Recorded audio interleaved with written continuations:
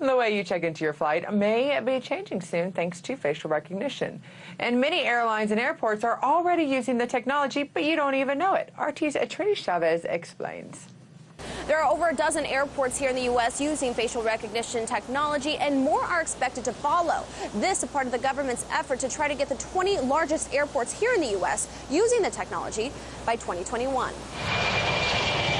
Your face may be your next boarding pass. This after President Trump issued an executive order in 2017 expediting the deployment of biometric verification of the identities of all travelers crossing U.S. borders, including U.S. citizens, in the top 20 U.S. airports by 2021. Now the Department of Homeland Security rushing to get those systems up and running at airports across the country, even though the technology is unproven and largely unregulated. I think it's a great idea because it's going to save time, and you're not going to have to be fumbling for documents all the time. Delta debuted the tech last year, scanning faces before passengers fly. JetBlue also followed suit, and many more airlines are expected to sign up.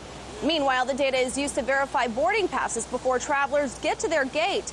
But it's also passed on to Customs and Border Protection to check passengers against their watch lists, and also to crack down on those who overstay their visas. I think it's a great idea. It'll save a lot of time, and privacy, I have no concerns at all. Many fearful of the privacy and legal concerns, since it's not Customs and Border Protection collecting your facial recognition data directly. It's the airlines, and they can pass it on to the government. What's going on with the information that's being collected by these private companies that are working with this technology? You know, there was an issue in China where the records of 2.5 million Chinese citizens were compromised from a database that was storing this type of facial recognition software. There have also been questions of the accuracy of the technology.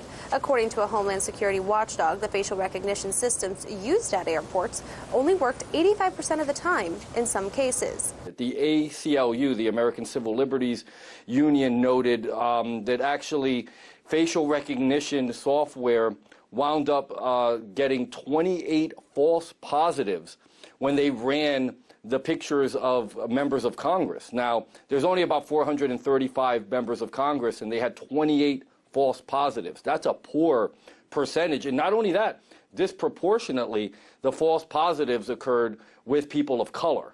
Although airlines say that they do not store passengers' data, it's shared with federal agencies that are able to store it. A spokesperson for the U.S. Customs and Border Protection said it retains biographic exit records for U.S. citizens for 15 years and non-citizens for 75 years. Photos are only kept for 12 hours.